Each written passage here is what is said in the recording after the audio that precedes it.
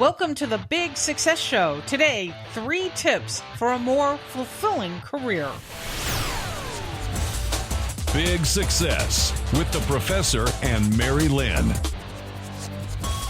Our show today is inspired by the movie Larry Crown, and that's Crown with an E at the end, just for the record, Mary-Lynn. Thank you for letting us know. And it's about this character. The main character was forced into a new career. Hi, I'm George Kruger, a.k.a. the Professor. And I'm Mary-Lynn, and whether you're looking on your own or are forced into it, there are certain steps you can take to find a more fulfilling career. We're going to share those with you today. So, yes, over the weekend, we watched the movie Larry Crown, and Larry is played by Tom Hanks. Mm-hmm. The one and only Tom Hanks. And Larry was a superstar team leader at a big box company where he'd worked for well over 20 years. And he gets called into the office where it's expected that he's going to be recognized as Employee of the Month again. Again? But instead, he's told that due to a company policy change with management, he's being let go. Oh, jeez. They said that his lack of a college degree would prevent him from moving any further up the ladder. And here's the thing. He enlisted in the Navy. Yeah. That's why he didn't go to college. And then when he got out of the Navy, he started working for this store. And in the meantime, he is working at the store. He's like inspiring to all the employees, knows all the customers. Yeah. Everybody loves him, except for these doofuses who have one thing that he doesn't have, and that is a sheet of paper saying that they graduated from college. Exactly. There you go. There's the scene. And so now here he is, a middle-aged man, and he's finding it very hard to get hired. Because for whatever reason, people don't want to hire middle-aged people with management experience. Yes. He's deep in debt with a mortgage, unclear on what to do, and so Larry ends up heading to his local college to start over.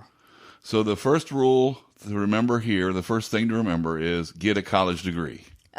Right? Well, but not necessarily. I mean, you shouldn't have to get a college degree to be able to make a good living. And from the movie, we were both in disbelief. And as you pointed out, the college degree meant nothing with the way that he handled himself and the way that he cared for the company and the company's customers. Well, as we know, companies do things that we don't understand, that are hard to understand. And this is one example of it. But there does seem to sometimes be a bias against experience and a little bit of an ageism thing going on in this movie, right? He was just simply, he'd outworn his usefulness according to these, quote, executives. And I also think, no offense, Professor, but a bias to the college degree. I mean, you can be smart and you can be innovative without that degree. Yes. I mean, some people just can't afford it, or in some cases, he went into he served our country. Well, and I think the thing to always remember with this is, I mean, obviously, if you're a young person today, getting a college degree in a field that pays well is a good way to go. Absolutely. And statistically speaking, you're going to be in better shape if you do that. Having said that, how many people do we know who are uber successful who never got a college degree? And let me just name a few. Okay, Steve Jobs. Right. Is he unsuccessful? Was he unsuccessful? No, I mean, all of us have these little tools in our pockets, and he invented that, right? It was his vision that created that. How about Bill Gates? He never finished college. How about Michael Dell? He never finished college. How about Mark Zuckerberg? He never finished. So I mean, the heads of the big tech companies, the companies that are doing the best right now in the stock market, etc., these guys didn't get a college degree. So I think there needs to be, you got to consider all factors is the bottom line. And one may make up for another. Right. And getting back to Larry Crown, his situation, unfortunately, isn't that uncommon. No. We know people, who doesn't know someone who's had this situation where they're middle-aged and trying to find a new career and discover something new. So let's go to the Professor's Whiteboard for 3 tips for a more fulfilling career. Once again, here I stand amongst all the debris. Oh my goodness. Well, dust yourself off because here comes tip number 1. Do what you have to do while preparing to do what you want to do. And this tip is inspired by something else we watched on the TV. We did do something this weekend besides watch TV, just for the record. Running Wild with Bear Grylls.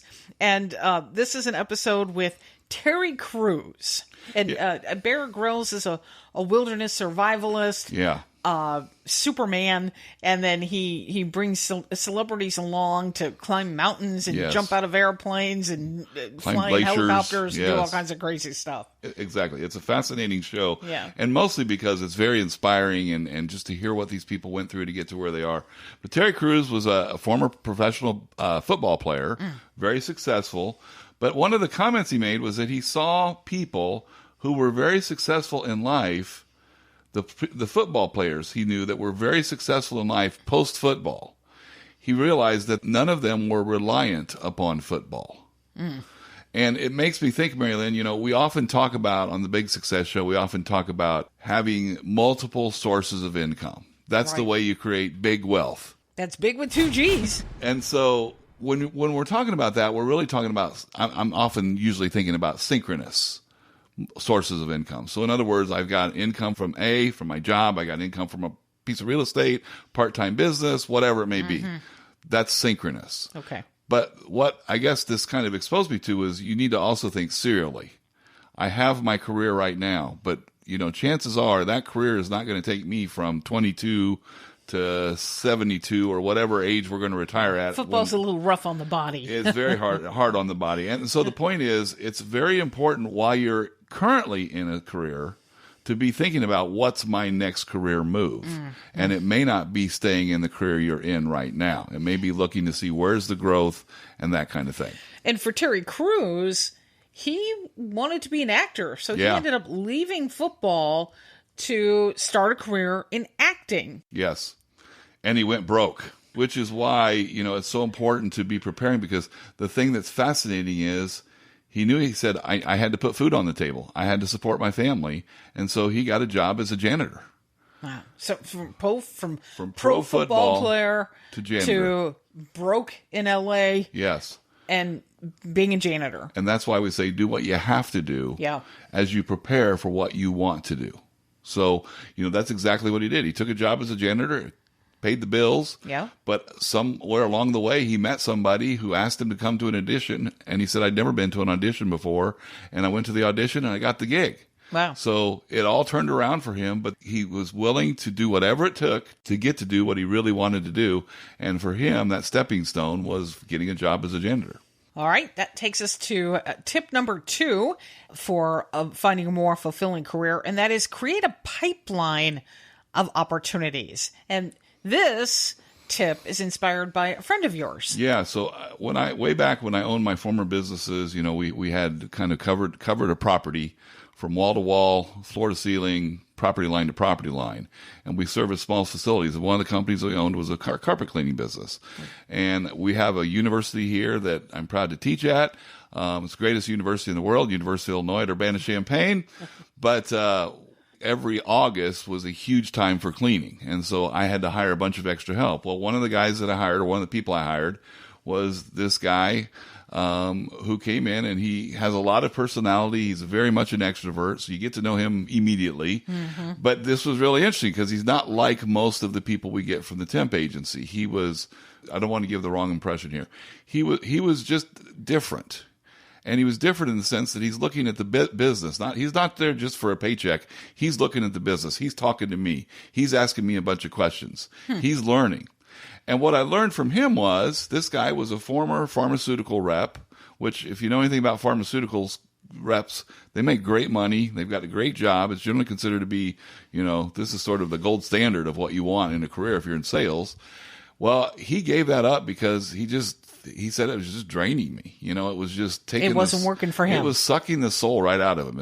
Is how he might describe it. And that happens to people. It does. It's a great career. It's a great opportunity. It's wonderful, but it's just not for you. It's not fulfilling. You don't feel like it's your purpose. Yeah. You don't have passion for it. Yeah. And so you can keep working in the job, but it does have health effects. Yes. It takes its toll on you mentally. So there are sacrifices that you make to staying in a place where you're just not fulfilled. Well, and so this guy's answer to that was He said, all I want to do is I want to go to like a different place every week or every couple days, or I just want to see a lot of businesses, because he's trying to find his passion is what he's really trying to do, right? He's trying to see what it is that really interests him.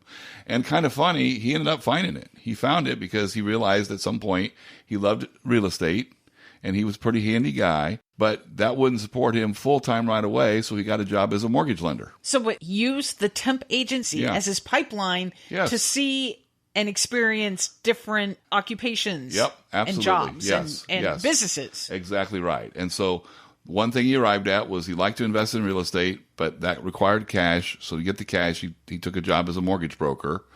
And so that's what he worked. And then he took that money and invested in real estate. But that wasn't it. He also, remember, they had that medical background. He's like, man, this whole field of sleep is really interesting to him. And so he became an investor in sleep clinics. There's your real estate, see, the sleep clinic. And now it's all coming together. Wow. It all came together. But it started with him saying, okay, this job is not what I'm wanting anymore. This is not what I should be doing or feel good about doing. It's not helping me wake up on Monday saying, thank God it's Monday. So what am I going to do? I'm going to go out and just do some research. And he spent some time doing research and found what he really loved.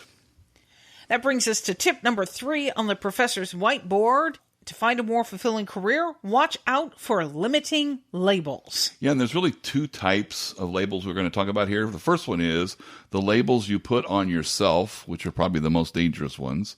And then the other one is labels that others put on you. Well, I've got an example of putting a label on yourself. So when I left radio broadcasting, which was the only career that I ever knew, because that's what I did. That was my specialty. I had a hard time identifying myself as anything else. And in fact, that's what everybody knew me as anyways. Everybody put that label on me, but I had that label on me too. But, I mean, I'd go to, a gathering with friends. Hey, I heard you on the radio. Yeah. Or mom and dad, hey, I heard, that was so fun what you said on the radio. Everybody, even when I stopped being on the radio, people would tell me they heard me on the radio. It was, I mean, even when so I what you're left, saying, Mary-Lynn, I was is still identified as this radio broadcaster. So if I'm hearing you correctly, what you're saying is you put the label on yourself, but others put the label on you too. Well, yeah. So now, the good news is at least they were in congruence. Yeah, true. But what I had to do was remove radio. Yeah, because I own my own business now. But once I removed radio, I could still hang on to broadcaster. You're saying the label radio right, broadcaster. The label radio broadcaster. I could still, I'm an entrepreneur, I'm a business owner, but I'm also a broadcaster because I broadcast through a blog, I broadcast through a podcast, I broadcast through our email newsletters, and I help other people learn how to broadcast their messages, right? Yeah. So once I dropped that radio broadcaster, which was a very defined label, and broadened that, then it allowed me to see more possibilities of what I can do to help other people, what I bring to the table, besides just this one thing that I know, that I knew, and this one thing that everybody knew me as. So that's kind of an example of how holding on to a label can sometimes restrict you, and prevent you from moving forward. Yeah, that's a great story, Mary-Lynn. And I've watched you live this, and I've watched this evolution of how you define yourself. And I think it's just so very important for people to realize that how we define ourselves either expands our possibilities or it limits our possibilities. And I'm going to give you an example of this in business because, like, it even is true of how people label their businesses. So, for example, and we're going to go back because it's such an easy example to understand. I'm going to go all the way back to the time when, and I wasn't alive then, just for the record. But there was a period of time where we were switching in the world, really, but in this country, in the United States, we were switching from horse and buggy to cars, right? Automobiles, right? Because they were automatic. We didn't have to use animal force. Well, the point is, the people who saw themselves as horse and buggy makers lost the opportunity. The people who saw themselves as transportation experts, they found opportunity. Because they could go in multiple directions. And so no matter which one, they could find one that's going to win. And I think that's the thing is the reason labels limit you is because they define your boundaries. Like, what can I look at? What can I do? And exactly what you're saying, Mary-Lynn, is if we get rid of those boundaries, we see a much bigger world and a lot more opportunity. And where we fit in it. Yes, exactly right. And then I'm going to tell you one real quick about labels you put on us, and I'm going to share a story about my mom. So my mom, love her dearly. She's no longer with us. I miss her every day. But when she was in the hospital and the nurses came in, she always introduced me as a professor at the U of I. I thought you were to say the perfect child. Well, that too. The perfect son. That's a given. That's a given, Mary-Lynn. So yes, but she always would introduce me as he teaches at the U of I, and I would sometimes say to her, because it's like, Mom, I've got other businesses. I do things other than just teach. Well, to her, the one label that mattered was I was a teacher at the University of Illinois. Now that's not all bad. No. I mean, that's good. No. But the point is, that was the label that my mom put on me. And she'd be perfectly happy if that's all I ever did, in fact, very happy. So just to add to that, I think sometimes what is easiest for people to explain to somebody really fast. Yes. That says my son is successful and is doing something. I mean, I do a little bit of radio on the side still to this day for my home studio. Yep. And I do have some people in my family who still will say, "Oh, well, you do radio." Yeah, that's easier to explain. Oh, well, you own a business, where you help entrepreneurs, and you help people find their focus, and it's just so. Sometimes people will pick the easy label. Precisely, you have to make sure that you don't do that to yourself too. Yes, exactly right. All right, so let's review the professor's whiteboard, which you can see it. Just click the link with your show notes today. 3 tips for a more fulfilling career. Number 1. Do what you have to do while preparing to do what you want to do. Number 2, create a pipeline of opportunities. And number 3, watch out for limiting labels. Yeah, and this is all a discovery process, right? So it is a process. This is not something that you sit down and say, I'm going to go into this career. Not if you do it right. This is a process. But once you discover what it is you're supposed to do, you got to do it. You got to do something. Because otherwise we just sit there and we just get stuck in the status quo. And man, is that what turf a downer. It is. And it's tough to navigate. You just can't move forward because you carry so much weight with you. So think about what you can do next. Do something immediately. That's what we always counsel people. Get started immediately. And that new career path, it may require you go back to college like Larry Crown did. Right. It may not. It may require a certification. That could be. Maybe it just involves shadowing somebody or talking to a friend over coffee about their job, which is a job or a career, that you think you may be interested in. Reaching out to people in your network. It could be any number of things, but the point is do something immediately. As one of my teachers used to say, do something immediately, if not sooner. Oh, and by the way, it leads to big success. Are you looking for a more fulfilling career? Our free life purpose quiz can help. Find it at Big Success, that's big with 2 G's, success.com. And we thank you so much for listening today. Until next time, here's to your big success. Find big success at biggsuccess.com.